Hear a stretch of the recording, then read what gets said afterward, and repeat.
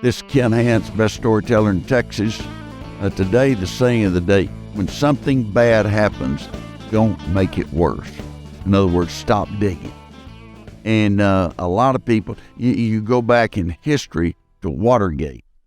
You know, they committed a minor crime, and they took it to the impeachment of a president. And they just kept trying to make it right. And they couldn't. They'd been better off at the very first, and we'd been told they had some information that's vital, and we broke the law and went in their office, you know, and put it behind them. But no. Just had to try to lie their way out of it, and it's not good. We'll come back to that in just a moment. This is Easter was yesterday, and someone at the White House pointed out that eggs are too expensive, and that and they are expensive. I've checked here, in dozen eggs, average price is $6 in Austin, Texas. Get some in the $4 range, some in the $8 range, but primarily around $6, which is a lot. And so they said, well, you know, it's too expensive, and so hide potatoes instead of eggs. Well, most of the kids that carry a little egg basket are 2 to 5, you know, and they're happy and everything. You put about 3 or 4 potatoes in there, and they can't carry it, you know, and you're going to be painting the potatoes. And the potatoes, I checked, the price was $2.73 for 2 pounds in Austin. And so you might save a little, but not much. You know, all of us have hidden eggs before, and the smarter the kids, more fun it is. I hid some eggs in the house. The kids, they'd want to hide, me to hide them, and they'd find them, and then me hide them again, Daddy. And so I hid one so good that they didn't find it, and we didn't find it till it started smelling real bad. And so there's a lot of stories out there on Easter egg hunts. But the Egg Board, which is the trade association for the people that produce and sell eggs, they gave 4 million eggs in the last week to food banks.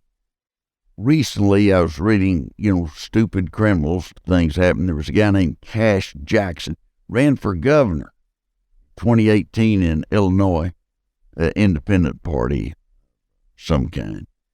And he was involved in a child custody case, and he had moved to Paris, Arkansas, but the child custody case was in Illinois.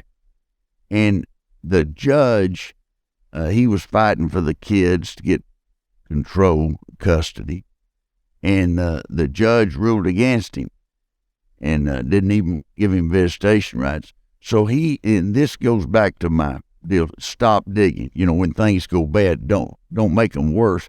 He called the sheriff's office and said he wanted them to go arrest the judges for ruling the way they did, which is crazy. And then he told them, if the judges don't reverse that, I'm going to kill them. They're going to be underground, 6 feet underground, and I'm going to kill them. And he said, there's another judge that was involved, and I'm going to kill him too. And so they traced his call and everything.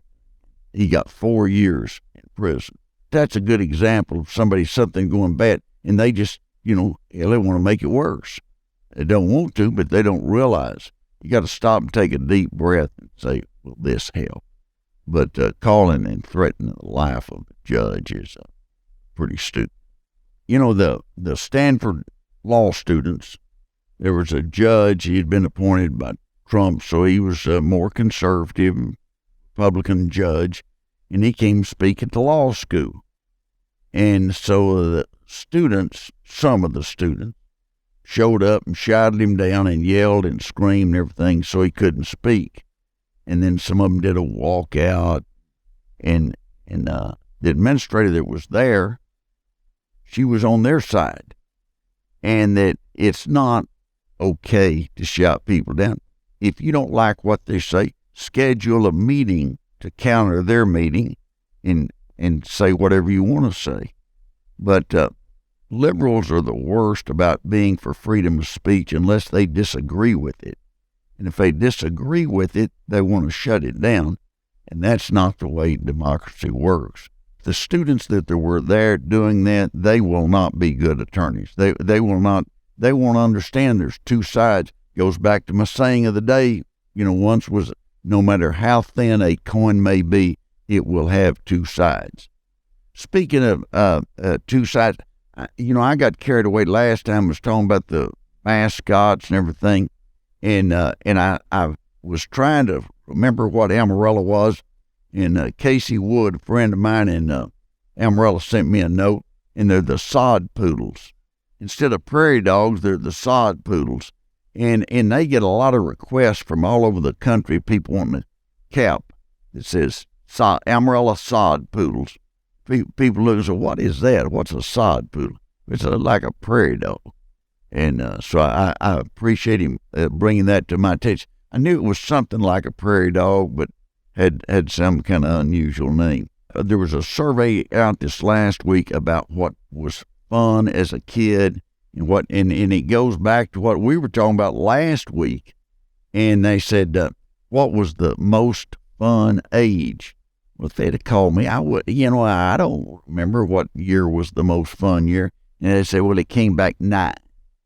And you didn't have responsibilities and things were good and you could, move forward and do what you wanted to. And your parents were your personal chefs and they had all kinds of things.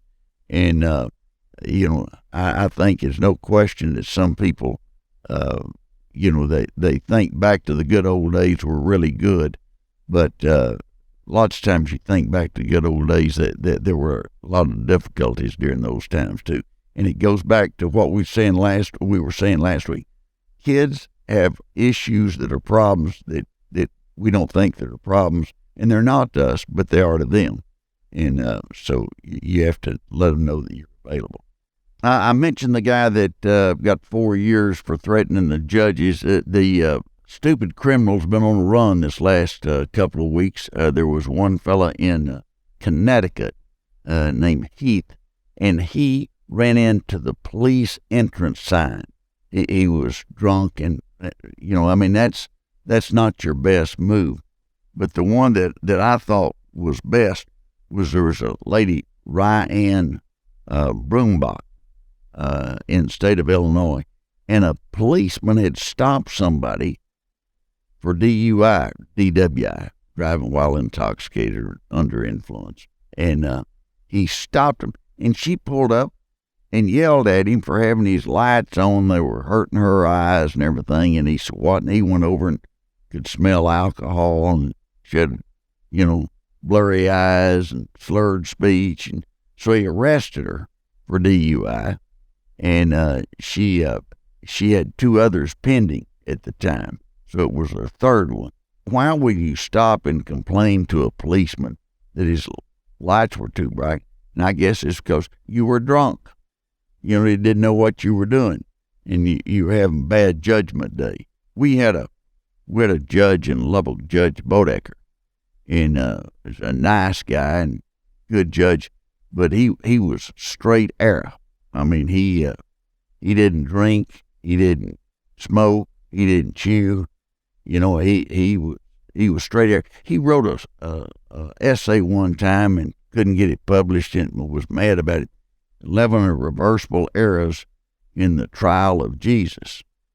And, most of the law reviews say, nah, we believe we'll pass on that. But he had a case come up one time, and this woman had been arrested for solicitation of prostitution and several things, and they were trying her on a drunk charge, and they found some drugs in her purse. And that there was a cop in Lubbock, and I'll not mention his full name, but his first name was Bill. And Bill always thought that these young prosecutors needed help. And Bill had been a policeman long enough, he felt like he could, help them out. And so they had a motion in limine before the trial started for the judge to instruct Bill, don't mention the drugs found in her purse. was an illegal search or, something. Didn't have anything to do with the case. So they start cross-examining Bill, and they say, did you see defendant? And he said, yes, on such and such date. Can you point her out? And then he pointed her out. And that, how was she dressed? And he said she had on a yellow dress like the yellow jackets I found in her purse. and the judge, sent the jury out and chewed him out and said, I told you, not to do that. And so they started again, and they said they were asking different things. What made you think that she was intoxicated? And he said, well, her speech was slurred. But police always say it. Speech was slurred, and eyes were blurry and everything. And he said her eyes were bad. And they said, what do you mean? He said they were red, like the red birds I found in her purse. And the judge had to declare a mistrial, and they finally worked something out. But Bill was a guy that one time he was trying to get a guy on in Lubbock on selling heroin. And the guy was living in a trailer house, and he went over, it was in February, and laid under the trailer house for 36 hours trying to catch him. I mean, he was a dedicated police officer. When he took the oath that he'd uphold the law, Bill meant it. And he was going to help these young prosecutors out, but he went a little far. I go back to my friend Congressman Ralph Hall. His granddad was sheriff in Rockwall, and as sheriff, he had the county commissioners. He was trying to get a raise for the deputies, and one of the county commissioners said, "I know people who'll be a deputy for free," and Sheriff Hall said, "That's a problem. That's a real problem. You do not want those people as your deputy." April 3rd, last week, was the 50th anniversary of two things happened on that day 50 years ago. One was the first call on a cell phone, and two was barcodes were authorized at that time across stores. Everybody agreed on the same type of barcode. So this is the 50th anniversary of the cell phone and barcodes. Cell phones have changed everything. Because no matter where if you're stuck in traffic, you can still make phone calls. And used to be if you were going to office and there was a wreck and you were tied up on the interstate or whatever freeway, you were stuck. You were just there, couldn't do anything. But now that's changed, and people are supposed to use either a headset or a speakerphone if they're going to be on the phone, cell phone. But how many of us make, because I have certain calls I make at the end of the day I know are going to be a little long when I'm coming home, and just have my staff send me a text to call so-and-so with the number, and I can just bring it up real fast and do it. And it helps you get some things done and helps you to be better organized. And the barcodes, it used to that if somebody's checking you out in the grocery store, they had to look at it, get the price, and ring it up. And now they just get those barcodes and go through, and they run them through pretty fast. And of course, you have the areas where you can have, they'll have like 6 registers that will, you use the barcode and you can check yourself out.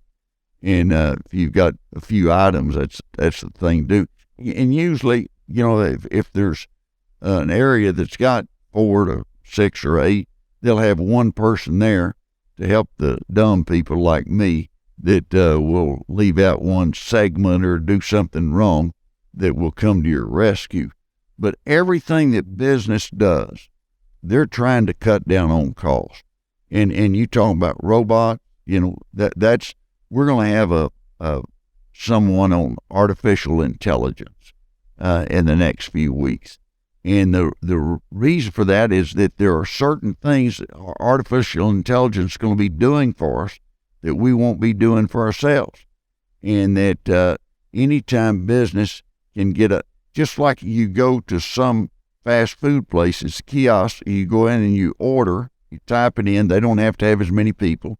And the people they're replacing with the machine doesn't call in sick, doesn't have a couple of sick babies, and not going to make a bunch of errors. And that there's lots happening in change in labor market here in the United States and across the world. They're cutting down on employees, and the more the employees are costing, the faster they try to come up with reasons and methods to replace them. I also noticed this week that there are certain countries have banned certain names that you can't name a kid. And in Mexico, RoboCop is evidently somebody started naming kids RoboCop. People coming up with names. I had some people in Oklahoma City, their last name was Lear, and they named their daughter Crystal Chandelier. It's almost as bad as Johnny Cash's old song, A Boy Named Sue. This last week, we had an incident in Tennessee where in the legislature, in the House, 3 members that were fighting for gun control brought in these horns, mega horns, and started speaking and just drowned everything. It just created chaos. And they were disciplined and thrown out, and they can be reappointed or reelected.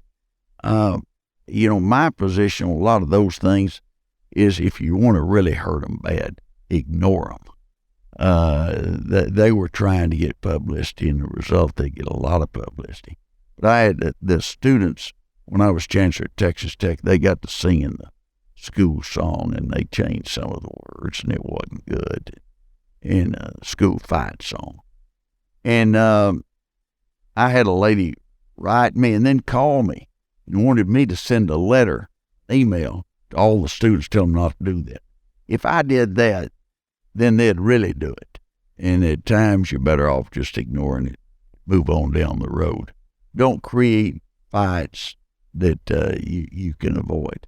And that goes back to our saying of the day, if things go bad, don't make them worse. Stop digging. I think that's very important. And a lot of people don't realize that. You look at some of the mistakes that have been made, and the mistake was something that happened, but the reaction to it made it worse instead of better. So always stop and think, if you've got something that comes up that's a problem, how can I make this better? And also, how can I make it worse? What do I do if I make it worse? That's the saying of the day. Ken Hance, best storyteller in Texas. Thanks for listening.